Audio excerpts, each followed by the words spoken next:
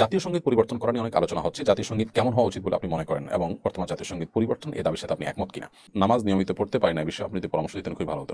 জাতীয় সঙ্গীত পরিবর্তন করা নিয়ে অনেক আলোচনা হচ্ছে। জাতীয় সঙ্গীত কেমন হওয়া উচিত বলে আপনি মনে করেন এবং বর্তমান জাতীয় সঙ্গীত পরিবর্তন এ দাবির সাথে আপনি একমত কিনা? প্রথম কথা হলো যে জাতীয় সঙ্গীত যেটি আছে আমাদের, আমার সোনার বাংলা, যেটি রবীন্দ্রনাথ ঠাকুর লিখেছেন, এটির পরিবর্তন নিয়ে এর আগেও বারবার কথা উঠেছে। এটার যখনই আলোচনা ওঠে কিছু মানুষ এতটাই হার্ট হয়ে যান, এতটাই এটাকে খারাপভাবে দেখেন, যেন রবীন্দ্রনাথ ঠাকুর তিনি যেন সমালোচনার ঊর্ধ্বে, বা তিনি যেটা লিখেছেন এটা যেন ওহির মতো, এমন একটা ভাব তাদের মধ্যে আছে। তো এই ভাবটা অবশ্যই আমি মনে করি দোষণীয়, এই ভাবটা থাকা উচিত নয়।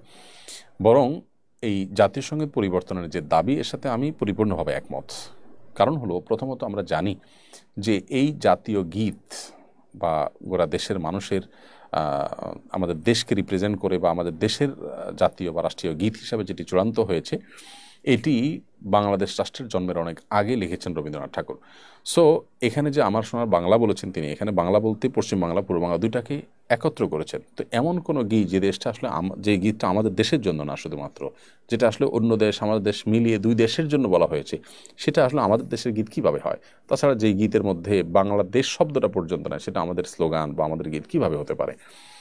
এর পাশাপাশি আমরা জানি যে হিন্দুরা পূজনীয় ব্যক্তি বা বস্তুকে মা বলে সম্বোধন করে, এখানে সেই জিনিসটি রয়েছে, আর অনেক বিষয় রয়েছে, যার কারণে এই গানটি পরিবর্তন হওয়াটা এটা সময়ের সবচেয়ে গুরুত্বপূর্ণ দাবি। যদি কেউ মনে করে যে জনগণের এক্ষেত্রে সাপোর্ট কম আছে, তাহলে তারা গণভোট দিয়ে দেখতে পারে।